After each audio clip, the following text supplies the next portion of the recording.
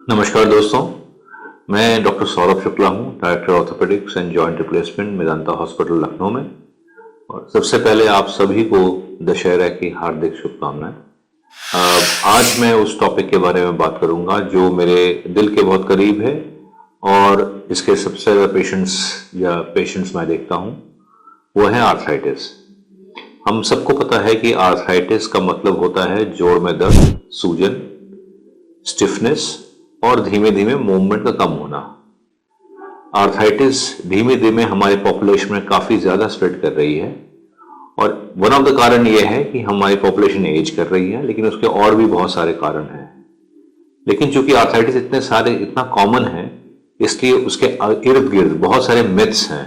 Myths मतलब कुछ बातें सच हैं और कुछ बातें नहीं भी सच हैं।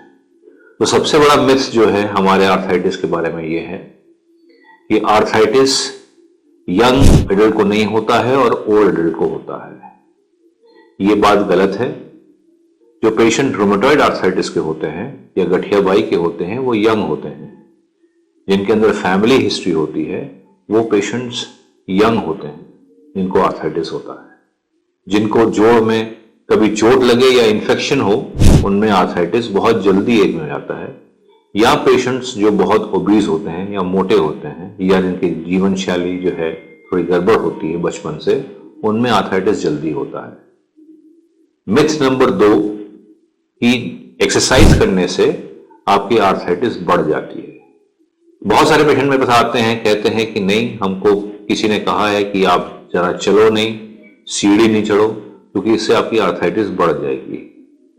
ये गलत है, बल्कि उल्टा होता है कि अगर आप लाइट एरोबिक एक्सरसाइज करें जैसे वॉकिंग, साइकिलिंग या जिसके पास प्रावधान हो स्विमिंग, और अगर ये लगभग आधे घंटे रोज करें तो ना केवल आपके आर्थराइटिस का दर्द कम होगा, लेकिन आपके मांसपेशियां भी मजबूत होंगी। ये कहा जाता है कि अगर आप अपने हिप्स की और नीज की अगर रेजिस्टेंस एक्सरसाइज करें तो आपके जॉइंट ज्यादा फ्लेक्सिबल होंगे और जो साइनोवियल फ्लूइड होता है, साइनोवियल जो पानी होता है जॉइंट का, वो और अच्छे तरीके से लुब्रिकेंट की तरह काम करेगा।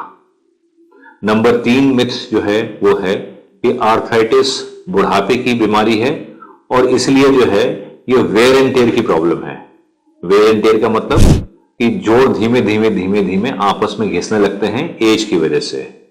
ये पार्टली सही या पार्टली नहीं। अभी जो स्टडी आई है उसमें देखा गया है कि जिनको शुगर है, ब्लड प्रेशर है, कोलेस्ट्रॉल लेवल हाई है या जिनके अंदर मोटापा ज्यादा है, उनमें बॉडी में इन्फ्लेमेशन होता है। इन्फ्लेमेशन मतलब सूजन, और इस इन्फ्लेमेशन की वजह से बहुत सारे जो हैं टॉक्सिक या जो बहुत अच्छे मटेरियल नहीं होते हैं वो शरीर में बनते हैं और ब्लड या खून के थ्रू में वो जॉइंट में पहुंचते हैं। ये टॉक्सिक मटेरियल जॉइंट को खराब करते हैं और जिसकी वजह से आर्थराइटिस हम लोग को जल्दी होता है और यंगर एज में होता है। इसी के रिलेटेड एक चौथा मिथ है, वो ये कहते हैं कि आपके डाइट से आर्थराइटिस का कंट्रोल नहीं होता है। तो हम लोग जो प्रीवियस क्वेश्चन है उसको अगर देखें तो इंपॉर्टेंट चीज ये है कि अगर हम लोग अपना शुगर, अपना सैचुरेटेड फैट, इन सबको अगर लिमिट करें तो फिर हम लोग में आर्थराइटिस के चांसेस कम होंगे। क्यों? क्योंकि शुगर और सैचुरेटेड फैट, शुगर मतलब सिंपल शुगर, चीनी, गुड़, ये सब सिंपल शुगर होती है। कॉम्प्लेक्स शुगर क्या होता है? फ्रूट्स। तो अगर आप सिंपल शुगर का सेवन ज्यादा करते हैं या आप डालडा या सीड ऑयल का सेवन ज्यादा करते हैं, लाइक सैचुरेटेड फैट्स, उनमें आपके आर्थराइटिस के चांसेस ज्यादा होते हैं।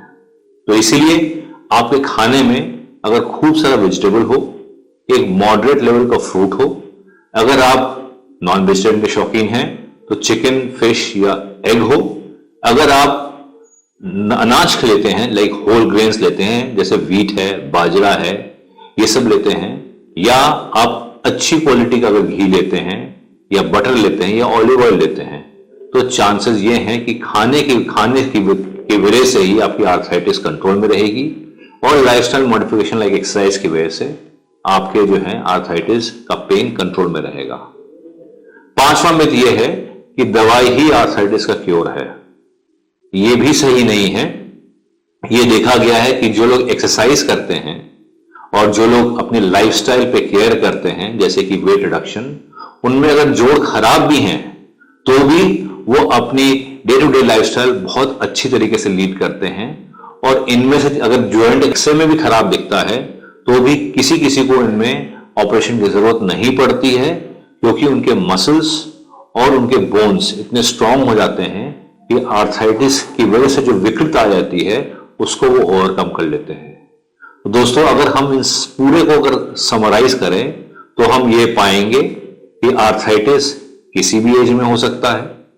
अगर हम अपने लाइफस्टाइल को मॉडिफाई करके बैलेंस करके चलेंगे, अगर हम अपने वेट को कंट्रोल करके चलेंगे, देखा यह गया है कि अगर हम 10% भी अपना वेट कम करेंगे तो आर्थराइटिस का पेन 30 से 40% तक कम हो जाएगा।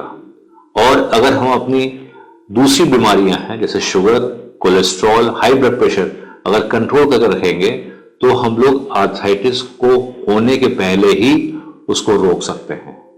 आशा करते हैं कि आप लोग को ये वीडियो पसंद आएगा और आप पे काम आएगा। इसी उद्देश्य से और इसी मैसेज से मैं आप सभी को शुभकामनाएं देता हूं इस दशहरा की और आने वाली दिवाली की।